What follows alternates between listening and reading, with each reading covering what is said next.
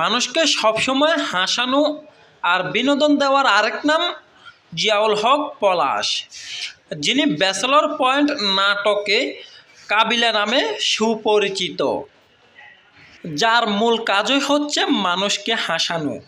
তিনি বিভিন্ন সময় বিভিন্ন পন্থা অবলম্বন করে কখনো অভিনয় কিংবা কখনো বিভিন্ন কথার মাধ্যমে মানুষকে বেশিরভাগই বিনোদন দিয়ে থাকেন।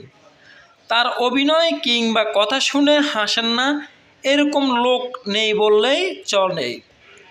ইতিমধ্যে তিনি বেশ কিছু নাটক অভিনয় করেছেন, কিন্তু সবচেয়ে বেশি মজাদার নাটক ব্যাচেলর পয়েন্ট, যেখানে তিনি বিভিন্ন পয়েন্টে কথা আর অভিনয়ের মাধ্যমে শ্রোতাদের মন কেড়ে নিয়েছেন। তার নাটক দেখে হাসতে হাসতে অনেকে প্রায় অজ্ঞান হয়ে যায়। নোয়াখালীর সোনাইমুড়ির ছেলে কাবিলা জীবনের প্রথম দিকে এসএসসি পরীক্ষা দিয়ে ফেল করলেও দ্বিতীয়বার তিনি থেমে যাননি। তিনি পুনরায় আবারও এসএসসি পরীক্ষা দিয়ে পাশ করেন।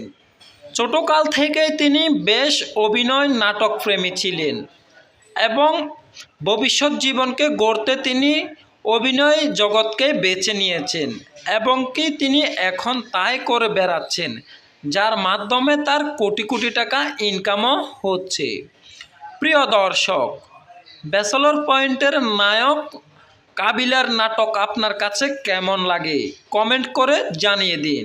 আর আপনি যদি আমাদের এই চ্যানেলে নতুন হয়ে থাকেন তাহলে সকল ধরনের নিত্য নতুন নাটকের আপডেট খবর পেতে আমাদের চ্যানেলটি সাবস্ক্রাইব করে পাশে থাকুন। ধন্যবাদ।